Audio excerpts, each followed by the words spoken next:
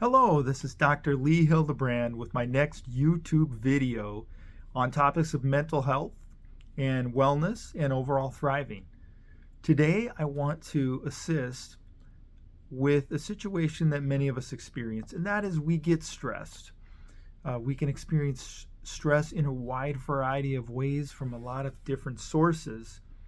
And so, what I would like to offer today are 10 stress relief activities that can help you in terms of turning down the dial when stress seems to be heightened in your life. Let's start off with number one. That is one of my favorite, and that is exercise.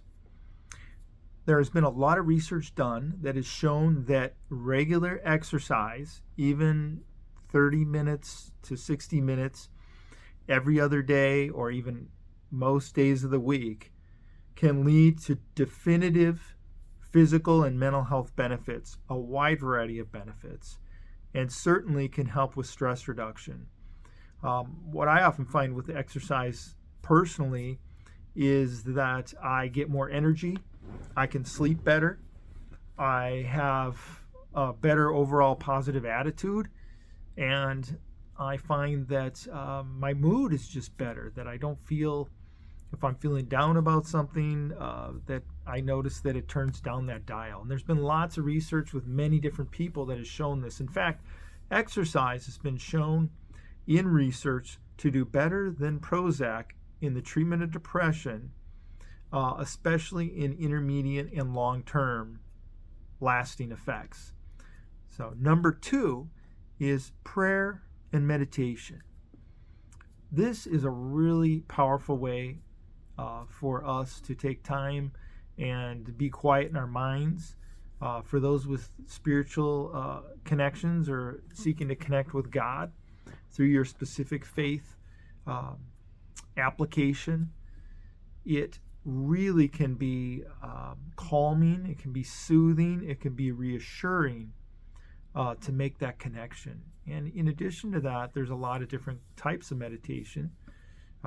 There are religious meditation that can be done in terms of focusing and thinking about God and in other ways, and then also other types of meditation. And in each of these situations, there's a sense in which you're clearing your mind from distractions, specifically your stresses and other distractions, so that you can focus in terms of that spiritual experience or that clearing of the mind. And there's a lot of different ways that you can do that. So that can be a very helpful one. And there's also research on that has shown that to be very helpful in the reduction of stress. Number three, deep breathing.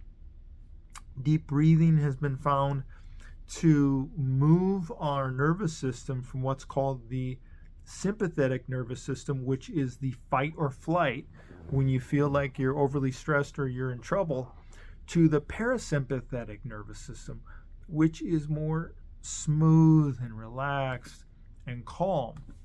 So there's a lot of different kinds of deep breathing. I know I like to do a deep breath through the nose and then out the mouth. And then there's other forms that do it a deep breath through the nose and then out through the nose again. And while you're doing the deep breathing, you can add positive statements in your mind. It can be a variety of things. It can be I am enough. It can be I am lovable. It can be it's going to be okay. It can be a prayerful type of experience. So breathing deeply is really helpful in terms of the reduction of stress. There's also types of approaches called biofeedback, which is using deep breathing and relaxation to modulate the body's sort of stress level and activation level in terms of your heart rate and other indicators of activation. Number four is platonic or supportive touch. It also can be romantic touch with your partner, or a situation of that nature can be helpful. But also in the day-to-day, platonic and supportive touch could be a hand on the shoulder. It could be a hug from somebody that you feel is safe and appropriate and supportive. It can be, taking somebody's hand. And in fact, there's been a new meta-analysis study that's come out in 2024 that has looked at 137 research-based articles and shown that supportive touch is across the board extremely helpful for people in the reduction of stress, reduction of things like depression or anxiety, and in overall well-being. There's a number of neurochemicals that are involved in that. One is oxytocin, which can give a sense of bonding and a sense of that the world is okay. Dopamine can be part of that, and that can just be a heightened sense of being alive or connected. And as part of this research, it indicated that frequency can be very helpful. So getting, let's just call it multiple hugs a day, or just supportive touches from other people or friends or family or trusted individuals that you feel like can provide this, more so than just really elongated. So at a certain point, there's a law of diminishing returns over, and I don't know the exact timeline, but I'm assuming, a good amount of minutes. Now, there's other research that shows in terms of a hug that to feel the full effects of a hug, whether obviously in a romantic hug, but also in a platonic friend zone, however you want to call it, family member type of hug, that hugging for up to at least 30 seconds to a minute and just being present and relaxing our body in that embrace can be incredibly stress reducing in that regard, and it can activate a number of these neurochemicals that can really help us calm down, and that our bodies to really move from a certain stress level down into much lower stress levels. So research has supported that as well. And then also as part of that, you can do supportive self-touch. It could be a hand on your arm. It could be a hand on your heart. It could be even like a self-embrace, a sense of comfort or support to yourself. And oftentimes that can be accompanied with positive self-talk. Moving on to number 5, this is communing in nature, getting out into natural environments. Research has shown that this can be very effective in regard to stress reduction, that indeed our bodies have a certain physiological resonance with aspects of nature. Have you ever noticed how your body responds near a lake shore, whether it be Lake Michigan or another type of lake or on an ocean, and how it just starts to lull our body into a state of relaxedness? The same is the case with sounds in the forest. It could be a trickling stream or a running river. And then also not just those sounds, but the sights, seeing animals in nature and seeing aspects of nature, that our bodies are physiologically in tune with these aspects of nature, and this can definitely help as well. In addition to exercise that you can accomplish or experience in nature, whether it's hiking or running or other aspects of that, that can be a combination effect when you're doing these things in nature versus in the, kind of the asphalt world that we can sometimes be in our everyday. Number 6 would be progressive muscle relaxation. And this is a technique in which, for instance, if you're sitting there as I'm sitting here, you can take both of your legs and clench the muscles in your legs momentarily, and maybe you count to 10, and then you release.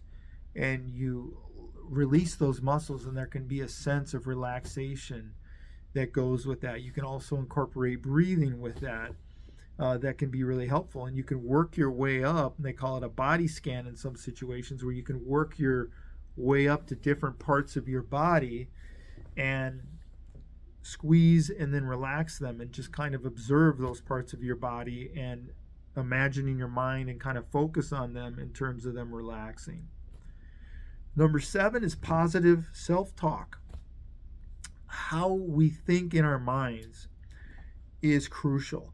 If all of us look at it, we are having an ongoing dialogue with ourselves in our minds continuously.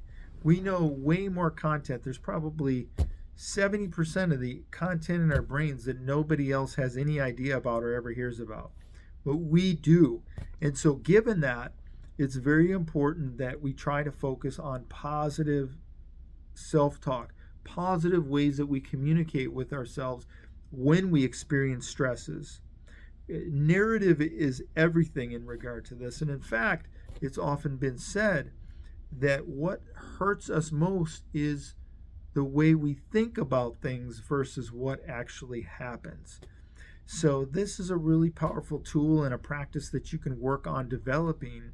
And that is, what are your thoughts? What's your narrative? How are you interpreting situations in your life? And what do you tell yourself?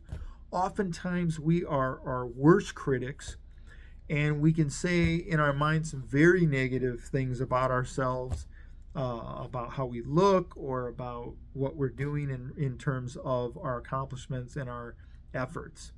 So be kind to yourself in that regard. That can help with stress reduction.